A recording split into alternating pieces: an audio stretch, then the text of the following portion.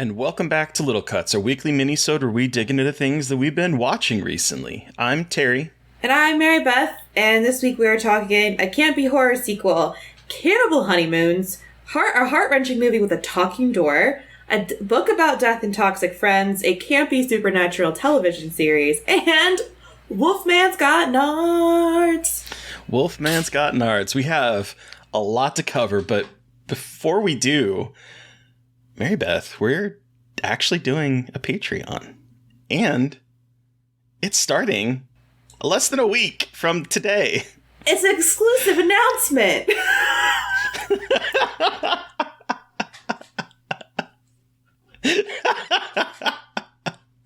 We're going to have a couple different levels. And here's the thing. We're keeping it very... we're going to be slow to grow, I think, on this because we don't want to overwhelm ourselves with putting out tons of Patreon specific content, but we are going to lay out 3 different levels of it. There's going to be kind of an introductory level, and there's going to be like a medium level where you'll be able to watch these things that we've been putting out every week. It'll only be for you. And then we're also doing the top tier level in which we are going to be covering movies that terrified us as adults, just the 2 of us for now. For now, yeah! I'm super excited that we're doing this and to talk. I'm very excited to talk about the things that have scared us as adults. I know they've talked about it so much, so it'll be cool to have those extra episodes. And so if you guys have been excited about us getting a Patreon, maybe we've talked about it a little bit. If you've liked any of our episodes, if you like listening to us, please consider supporting our Patreon now. Please. Money. Here's the thing. It's like... Podcasting isn't expensive. Cheap. Like it's expensive. It's not even like this money would really go to like in our pockets. It would be going to pay like our hosting fees and stuff because again, we're not on a network. It's just the 2 of us. We love doing this and it'll just be nice to have a little extra padding of us not having to pay out of pocket for some of those stuff. And who knows one day, but I think right now we just want to get a little extra something. Well, and we've been talking about it for a long time, but yeah. we're honestly just sort of like, I don't know. I don't want us to get into a situation where we're just like constantly putting out a whole bunch of episodes and, wearing ourselves to the bone. But then also people kept asking us, is there a way we can support you with Patreon and stuff? So we're going to test those waters. So this will actually be the last video episode that you will see for free for Little Cuts. That's going to be moved to one of our Patreon feeds. We were testing out the waters and getting all the kinks worked out. So that'll be one of the things. So if you like watching our pretty faces or watch me try to make ideas of what a predator's penis looks like. Or see the cats doing whatever weird bullshit they're doing behind me. Whatever cool hats we're wearing. Yeah. Wearing a Gone Squatching hat. So yeah, consider...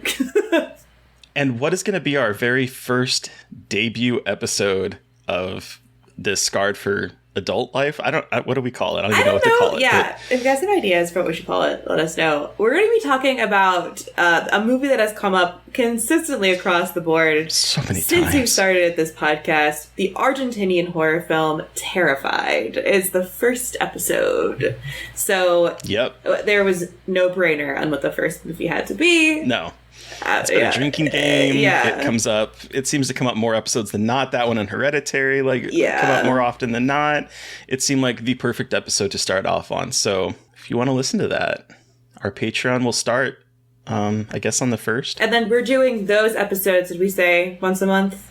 I can't. Once a month. Mm-hmm. So those will be once a month. All right. So that aside, let's talk about a campy sequel. Yay. Okay. So last weekend I was in Miami for the incredible genre film festival Popcorn Frights.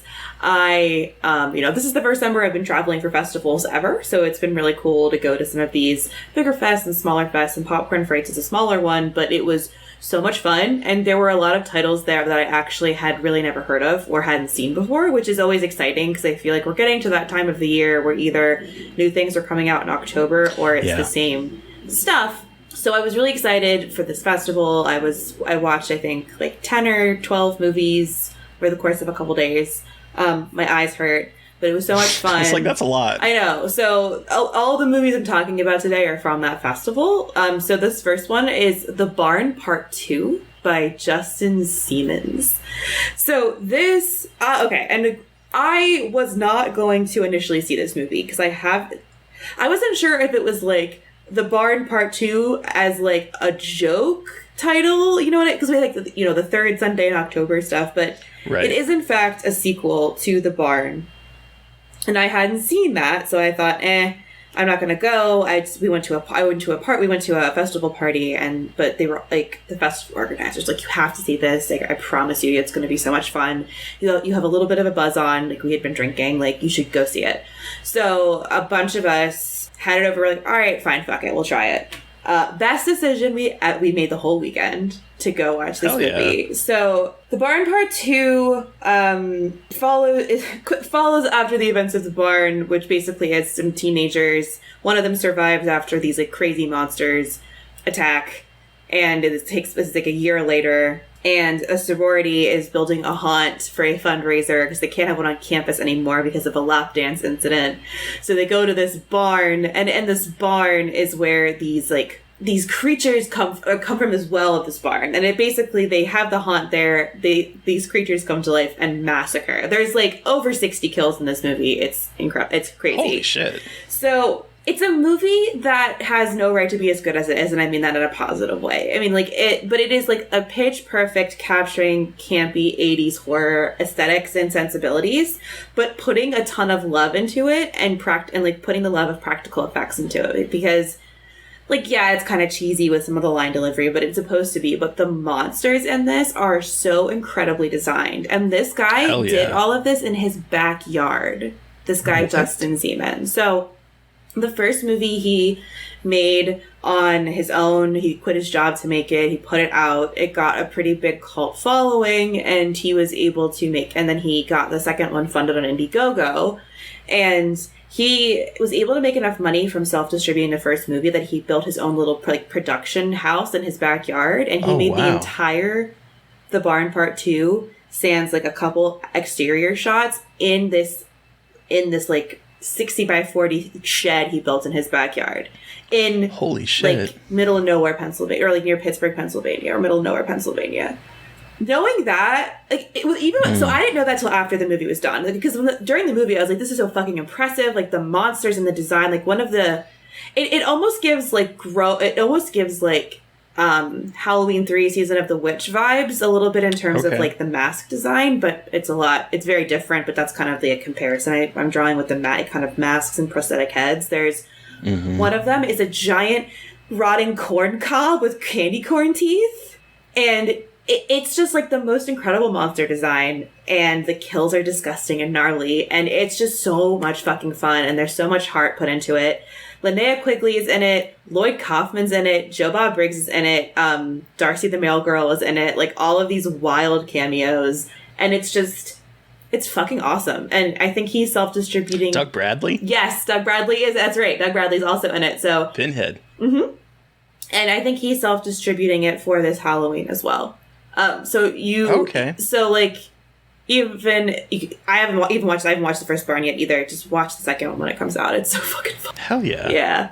Yeah, I had a really good time with it. That sounds like a lot of fun. It was. And okay, so here's even like here's a really weird fucking part of this whole story, is that in front of us there was like the director and his wife, one of the stars, and one of the stars had a guest with them, and they were kind of like, it was like a midnighter, so we were all laughing and being a little bit like loud.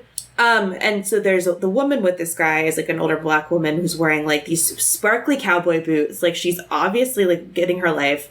Every time she sees someone that she knows from horror, she points and like is like, I know who that is, and like she's having the great time. Guess who she was? Who? Muhammad Ali's wife. What? It was the weirdest thing ever. It was so weird. Random. And the only reason I know this is because at the Q&A, the guy got up and was like, I just want to share everyone that Muhammad Ali's wife is here with us tonight. And it was her. And it was just like, It was I was with Angel from Fangoria, and we both looked at each other and we're like, are we in the Twilight Zone? Like, we were like, is this really happening to us right now? Like, it was just, the movie was so bizarre in a great way, but like the vibe was already so funny from that. And then he revealed that, and we were kind of drunk, and I was just like, what in the hell is happening right now? It was incredible. Hell yeah. Yeah. So that sounds really cool. Yeah, it was really cool. I'm sad I missed that one. Yeah, but it's coming up soon, I think. So, but I want to hear more about a book about death and toxic friends. Bodies, bodies, bodies. The official novelization. Yeah, how did you know? No, so one of my, I think he's probably one of my favorite like modern horror authors, Paul Tremblay. Okay. He has a new book out called The Pallbearers Club. Okay. And this is the author behind A Head Full of Ghosts, which was so good. Have you ever read Head Full of Ghosts? Yes, I have. I think I need to reread it because I didn't dislike it, but I wasn't as like into it as a lot of people were. Okay. I loved it. And then his one of his other books, The Cabin at the End of the World, is being turned into The Knock at the Cabin, I think is what's called. Oh, that's M. Night right. Shyamalan's new movie. Oh, that's right. Oh my God, I totally forgot that was happening. And so The Pallbearers Club is his latest novel. It just came out, and it takes place throughout.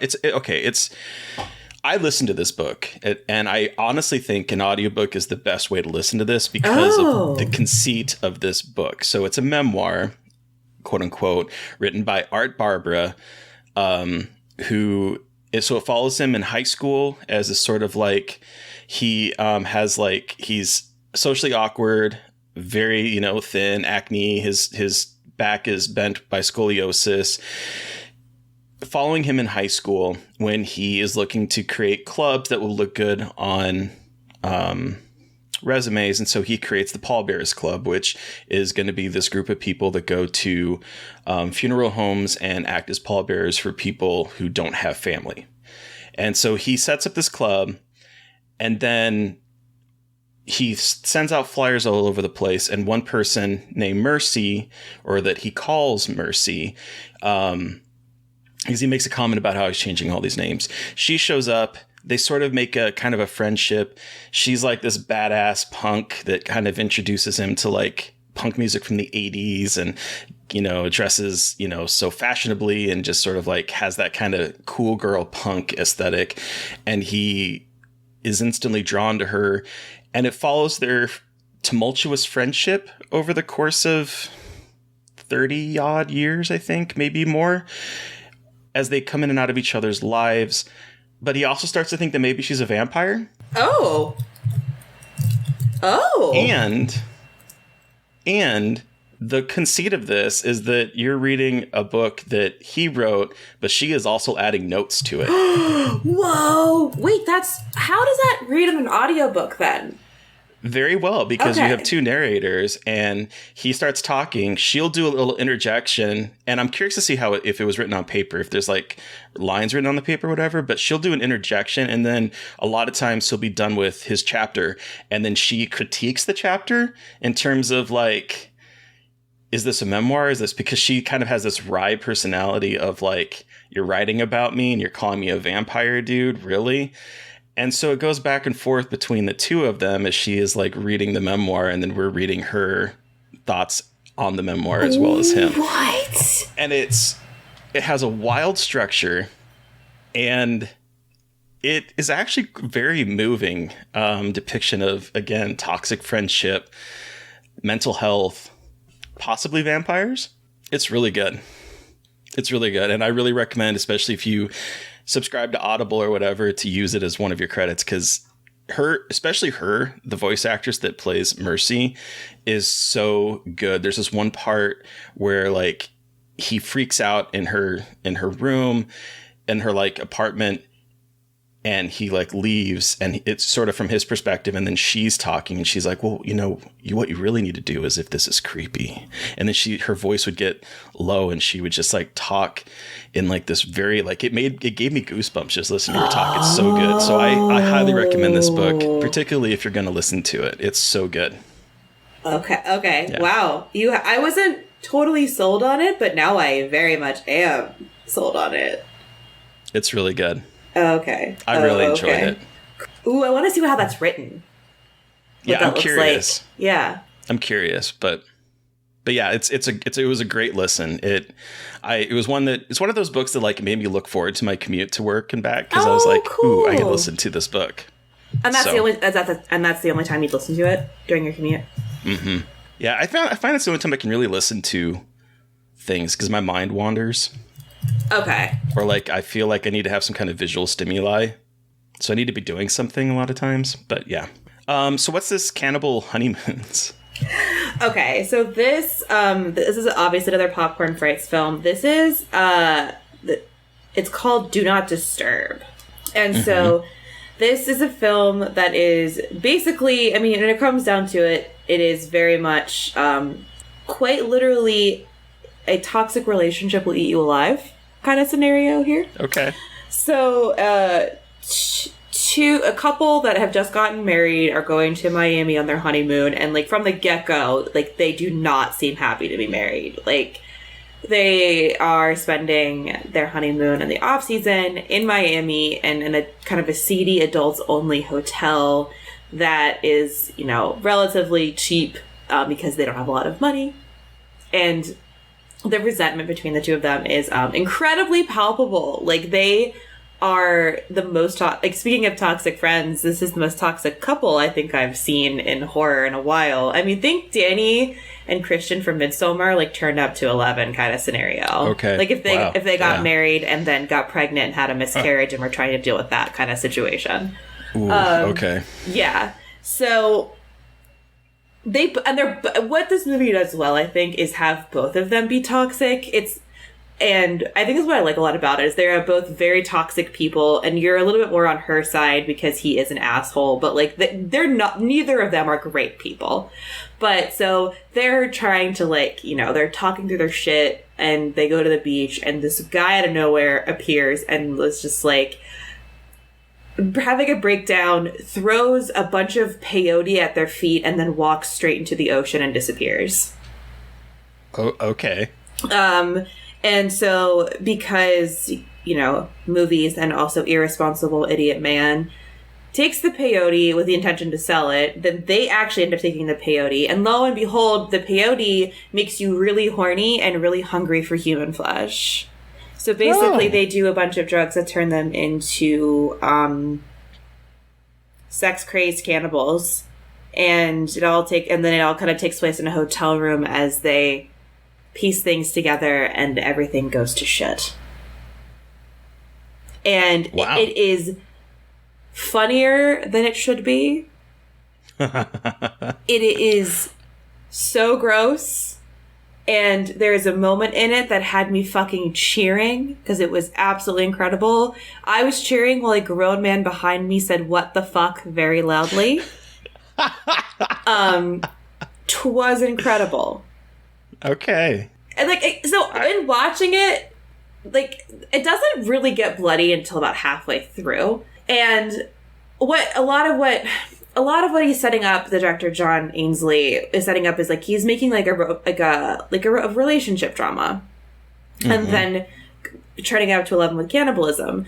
So a lot of it is you watching this just absolutely fucked dynamic between the two of them, and then once it starts getting bloody, you're like, oh, thank God, they're finally I don't know, getting what they deserve kind of situation. It's wild. It's wild. There's that one point a man is cradling an arm crying, and it is both the funniest and most fucked up thing, and it's incredible. It's incredible. This sounds like my kind of humor. Yeah, exactly. It's so grossly funny. It's, wow, incredible. I am so sad that I missed these movies. So yeah, that was really fun. That was a world premiere, and that one doesn't have distribution yet, but hopefully it will soon, because it's It is good.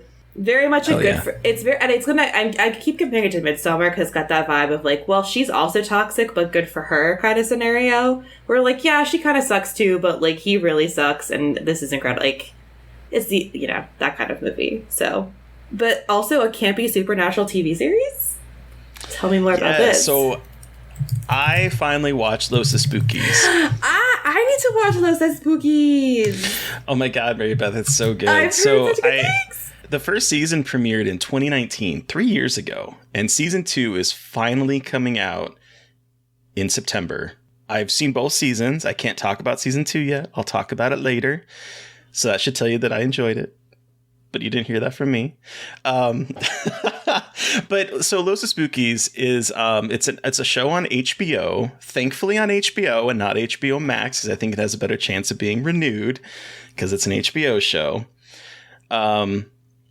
But it is about a group of friends that are into spooky, ooky things, and they kind of get together haphazardly to create this business that provides horror to those who need it. So like the first episode, they end up getting roped in by this priest that is not as popular as his younger father, fellow priest father, not his father, but fellow priest father.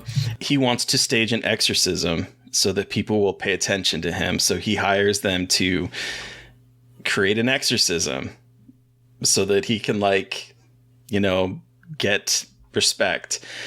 And so they do that, and it sort of launches this career where they're trying to go out there and they get customers to do various spooky things. And the set design that they do is so incredibly ridiculously cheesy, and everyone yet believes everything that happens. And it's so fantastic. Meanwhile, there's like this actual supernatural side story that's going on where one of the friends, his name is Andres. He is like, the first line out of his mouth pretty much is like, I have to tell you something. When I was just a baby, I was left on the steps of an orphanage, and my parents found me. And then the priest said that I have a darkness in me. And he tells us that like two people, like he just has like this random weird ass backstory. So then one of the other characters is named Tati, and she is introduced when they're talking to the priest, and she is playing his fan, in which, I mean, they have a fan that's not working, and she is spinning the blades of the fan to try to cool him down. And that is like a continuing joke with her, is that like she seems to be kind of otherworldly, but doesn't seem to have all of the little parts connected. And so she just kind of goes through life doing these odd jobs, and she gets roped into it. And so it's just following like the four of them as they go about doing these little horror haunts while also dealing with real supernatural things that are going on in the background. And it is really funny. It's just utterly delightful. It's very queer. I've heard that it is very queer. Like, I think pretty much most of the characters are queer.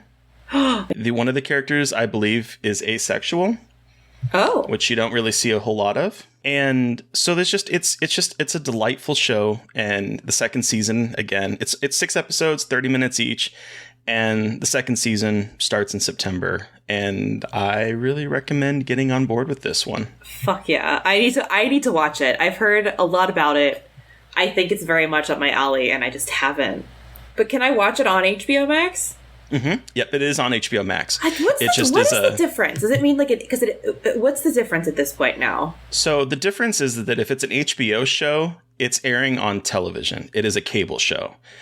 And HBO Max also has it. If it's an HBO Max original, then it is only on HBO Max and is not aired on television. So anything that was like an HBO Max original is just through the HBO Max. This is all so fucking dumb. But anyway, okay, cool. But the good news is that because it is an HBO show, it has a better chance of surviving the HBO original series. Yeah, you did say that. Axing. Yeah. That is like the benefit of it. Yeah, because most of the HBO Max shows are kind of going through the fucking ringer, but anything that's been on HBO seems to have a better shot of surviving the shit that's happening. So we'll see. But yeah, really good. Really, really fantastic show. Is it I fell in love with it. 30-minute episodes? Mm-hmm. Okay. Even better. 30-minute episodes, 6 of them. Easy breezy. Fuck yeah. Okay, cool. What is this heart-wrenching movie with a talking door? When I saw this in the notes before we recorded, I was like, wait, a talking door? Yes. Yes. So this is, this is the movie Breathing Happy. Okay. I had tried to watch, I believe it was Chattanooga earlier this year. And I think I just wasn't in the right headspace. This is a movie by director Shane Brady, and I wasn't in the headspace for it, but I watched it at Popcorn Frights and cried like a little baby. So this movie is it's an incredibly personal story about addiction. Okay. But it's told with this weird psychedelic sci-fi twist that creates this really fascinating tone that is both deeply, deeply sad and touching and hysterical. Oh, okay. And it's quite an incredible film. So it's based on Shane Brady's own life, and he was kind of cagey about what parts were real and which weren't. Fair enough, but it is Christmas. It is 1 year after this man Dylan has gotten sober, but all of his family has passed away. So he is by himself on Christmas, celebrating 1 year sober and kind of reflecting on his life. He wakes up thinking there's an earthquake, and a talking golden door has appeared in the middle of his kitchen. And this talking golden door, voiced by Aaron Benson.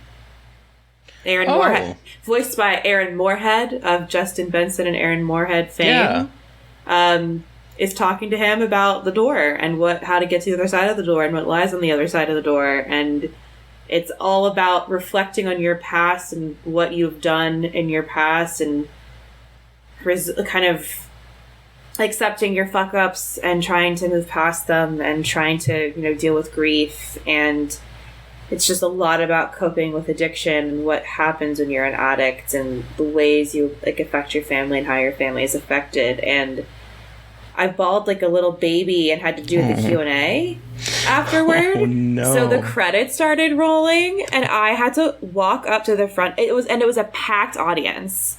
I had to walk up to the front sobbing and was like, hi everyone, I'm Mary Beth McAndrews from Dread Central, and I am a fucking wreck of a human being right now. And thankfully Shane was also crying, so we were, and all the people on the front were crying, so yeah, it was Goodness. It was an experience, to say the least. Wow. Yeah, it was a lot.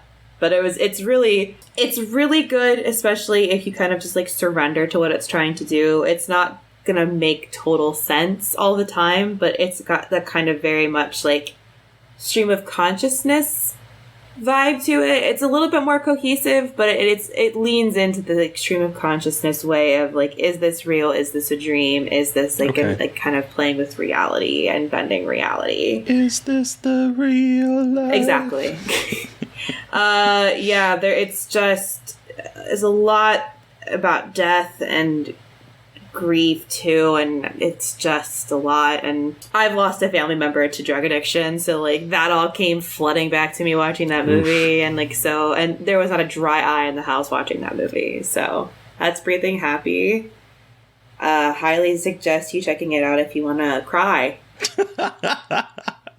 Sounds like it. Goodness. But also if you want to experience a really interesting way of using genre conventions. So it's not really a horror movie, but it uses kind of genre conventions to create this story. And so it's something special for sure. On the opposite end of the spectrum, yeah.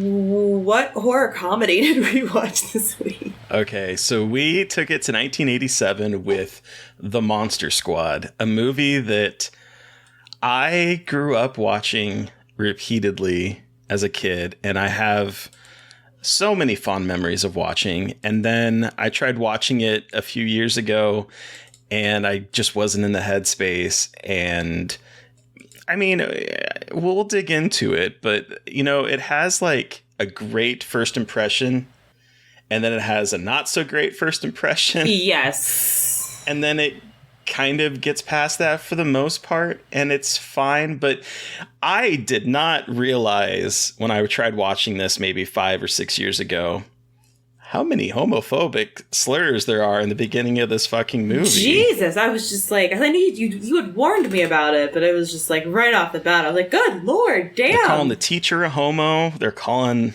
the overweight kid, well, they're calling him fat kid, which is another thing that bothered me and continues throughout the entire movie, that even his so-called friends just keep referring to him as fat kid.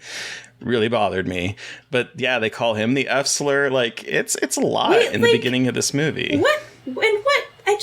I know this is like a trope, but Jesus, like, why did we start having, like, you have to be the token fat kid of the friend group that everyone shits on the whole time? Like, fuck you. And I was thinking about the Goonies a lot watching this movie, which we can talk about. Like, I got very big Goonies vibes, but then I was thinking about, the Goonies character. Everyone's like, do the truffle shuffle! And, like, he was the entertaining. And then I'm not saying anything revolutionary here, but it is, like, very frustrating to watch these movies and just think, like, Jesus Christ, we really did just reduce everybody to, like, who is acceptable because of their body type and what they look like. Fuck. Anyway, thinking too hard about Monster Squad. No, that was my problem throughout all of it, that even his friends, like, it's one thing if the bully is calling him these names, but it's his friends, his so-called friends that are not even referring to him by his name. They're just referring to him by the fact that he is overweight. And that still bothers me. However, that aside, Mary Beth, this was your first time watching this movie. Yes. So can you, because we haven't really said what it's about in case you don't know. So what is this a movie about, and what are your thoughts on it? Okay, so the Monster Squad is about a Monster Squad. I'm just kidding. So, okay, in the Monster Squad, all of basically, like, the universal monsters have come back to life. We have Dracula. Is it specifically Dracula, right? Mm-hmm. Comes back after being, like, banished away for 100 years, and he comes back to resurrect the monsters. So then we resurrect we have Frankenstein is like the big one that they're resurrecting, but there's also the Wolfman, the Mummy, and the creature from the Black Lagoon. So all of these creatures have come back to basically, like, take over the world and wreak havoc. And it is up to the titular Monster Squad, a group of young elementary school boys and one junior high boy, I believe, who know everything and anything there is to know about horror movies and must use their knowledge to defeat the monsters who are trying to take over the world. Yeah. That's the long and short of it, yeah. What did you think? I had so much fun. Isn't it fun? So fun. Immediately the cold open got me, where it's like in the past and there's like a whole ritual where they're trying to banish Dracula back into, like, a portal and get rid of him, and there's an amulet, but, like, there's a transformation sequence of Dracula as a bat, or coming, like, from a bat to a human, like, right off the bat. Is this incredible, and as soon as I saw that, I'm like, oh, I'm in for a treat. This is going to be a practical effects treat. Like, regardless of everything else, I'm very excited. And this was made for children, right? Like, is this meant for kids? Because this movie does, like, I even wrote in a question mark, like, was this meant for children? Because while it is about kids, it's pretty scary. I mean, like, if I was a kid watching this, I would have been kind of taken aback by a lot of the violence that's happening against kids. I mean, they don't pull any punches with this one. Like, I mean, it was PG-13, so it's not like... But still, like, because it's following younger kids, it feels like it's meant to be... And I think it's a gateway horror movie, I think, for a lot of people. So it's meant for kids. Watching it now, I'm like, shit, like, this is pretty intense for a horror comedy for kids, because the kids are constantly in peril. At one point, Dracula calls a 5-year-old a bitch, which was absolutely iconic moment. I think I wrote that down. I'm like, did Dracula really just fucking call her a bitch? And this is right after the old German man calls her a virgin and has her read a spell. I was like, what is happening? happening on this day? I was like kind of upset, but also thought it was incredible that he keeps choking her and calling her a bitch. Lifts her up. What I'm trying to say here is that I think Monster Squad is really fucking fun, and homophobic slurs and weird, like, 80s things, you know, acknowledge and decide. Mm-hmm. A good goddamn time. It looks really good. I thought Dracula did kind of look a little bit cheesy with, like... Yeah. It's not a good Dracula. No. But it adds to the charm. It does. Everyone... Like, he looks like the Spirit Halloween Dracula costume. Yes, he does. It's like, we can't get Bela Lugosi, so let's get the Spirit Halloween like it looks version. exactly like that's exactly what it looks like, and which is so funny because like the creature looks awesome, and so does the mummy. Like, the creatures look fucking awesome. So it's just funny that Dracula looks like a clown. He's like the leader, but he looks like a clown. But again, it adds to the charm. It does. He's like full camp in this movie. Full camp. But like, this movie is surprisingly violent. Yes, it's PG-13, but like, I mean, the man that's running into the police station saying that he's a werewolf and lock him up, that gets shot, and then he's on the cart, and the transformation was awesome with that too. And he gets blown up, and there's like body parts everywhere, and they all like reform. Gnarly. The mummy, when he like disintegrates, is such a cool thing. That was so good, though. That was like watching him unravel. That was so cool. And then having the kid just like say like he says something about skanks to the Brides of Dracula, and then stakes her in the heart. And I was like, Jesus Christ.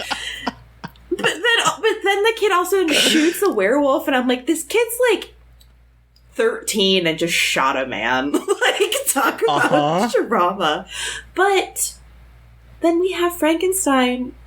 I wanted so much more out of this with Sweet Boy Frankenstein. I know. Because this movie is pretty short. It's like an hour and 24 minutes. Short. Which is, you know, generally I don't complain, but I just wanted more of this Frankenstein thing because it was so cute. Like, Frankenstein and the little girl. Friendship with the little girl. So cute. Like, she was adorable in this, too. She was incredible. Are you two chicken shit? I'm like, this little girl is the best character in any horror movie I've ever seen. I loved her so much. Like, can I be part of the Monster Squad now?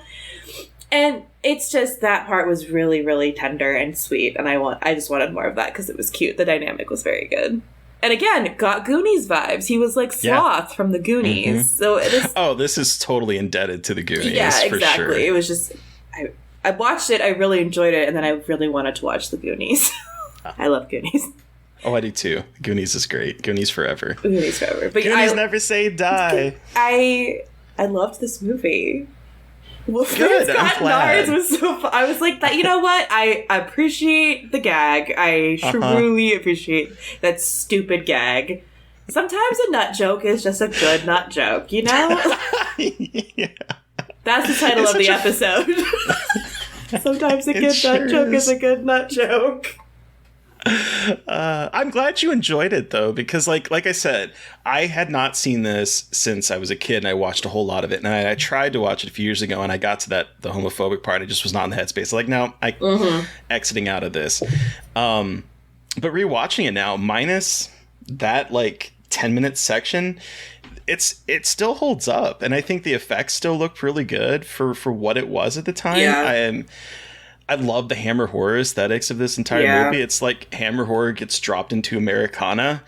It's the score by Bruce Broughton is iconic. I think I wrote almost that exact same thing in my notes about how the score is like so incredibly cinematic and feels like this like big horror movie. It felt like almost like Spielberg a little bit. I got like Spielberg-y, like kids doing something crazy cool vibes. It was cool. Oh, I also wanted to acknowledge the fact that I love his dad, who is the cop, who's like, "What you guys doing tonight?" He's like, "Marriage counseling." Yeah. It's like, and then but then their whole cute exchange about he's like, it's only a movie. And the kid said, it's too late if I see it the next day. My friends will have told me the whole story. And I was like, remember the days. And that's also still relevant today, where it's like, you don't watch the movie right when it's released. Everyone's going to ruin it for you. So I just liked that little moment. It was just very funny about like these kids as horror fans and seeing them as little horror fans. It's just very sweet. So wanted to be able to have like a house where I could sit on the roof and look at a drive-in movie theater. Right? I saw that and was like, wait, that's the best. I want that. I just want to be able to sit. I wanted to be able to sit on my roof and smoke weed when I was a teenager. But if I tried to do that, we were on a busy street and it would be the most unsubtle thing in the world. And two, my ass would have fallen off the roof like in 2 seconds. There's just no way. Also, with the Goonies connection, the actress that played Mrs. Walsh is in this too. She plays the mom. Oh, well, okay, so we've talked about the Monster Squad, but Terry, what are we watching next week? We are entering the 90s with... Oh my god, the 90s, we're here. I'm so excited to be here.